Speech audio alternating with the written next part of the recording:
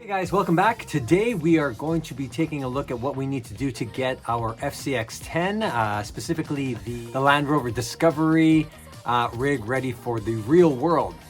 Based on what I have learned from my LC80, there are a few things that I wanted to actually get done, and a lot of this stuff needs to be done if it's going to be reliable on the trails. Because I've had too many breakages, I've had too many things go wrong with it, and I've actually learned quite a bit from that LC80, and I'm going to apply it to this trail rig right now, this FMS Discovery, just to make sure that it doesn't happen on this one when I'm actually out trailing. So these are some of the things that I did, and you can do it, and I feel like they did help. I haven't had any issues since, so hopefully they work out for you. So let me know if you have any questions with it. Now, one of the first things I wanted to do was to waterproof the ESC as well as the light module, light control module, just because I take these things into the water all the time.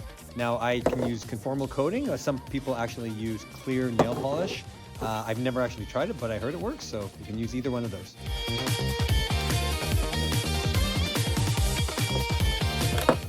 Now, the other issue I had to address was the diff gears. The diff gears themselves, there's a bit of a flaw in there, so I actually had to address that. And if you saw in my LC80 videos, there's always a chunk that would break off in the diff, within the diff housing on the diff gear. So I had to figure out a way to how to strengthen that to make sure it didn't actually break. And I did think of a way to actually try it out, and it wasn't too bad, but it seems to be holding up. And all it took was a little bit of baking soda and some crazy glue. So here's the way that I took care of this, and it kind of strengthens the internals, and you'll see why I did this. Another thing I had to change were the axles themselves. Now, the original axles on the LC80 kept snapping and kept breaking with hard turns and when they got bound on rocks. But the new FMS I got, the Discovery, actually came with these upgraded axles, so hopefully I don't have to worry about these breaking. As I said, one of the biggest flaws that I saw on this diff gear was that on the one side where the axle slots in, there is a lot of material for the drive shaft to kind of turn the gear. But on the other side, it's a little bit hollower, and you can actually see there's a big gap there. So it always, when it turns, it doesn't get a good grab onto the gear, and it ends up chipping and breaking off a piece of that gear that you saw in the original video footage there.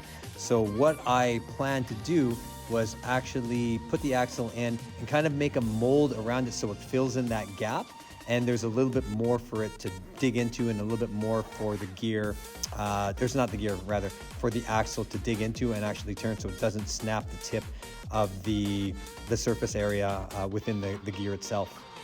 You could use JB Weld, but I used the baking soda and super glue because it dried a lot faster. And because this rig plans to see a lot of water, we had to do one more thing, which was to plug up the little holes on the diff housing, which were meant for the diff lockers, and we're good to go. And of course, like all my trail crawlers, we had to add some scale accessories to make this thing look complete. I love the look of these scale accessories, and I had to put them on this rig as well. No exception.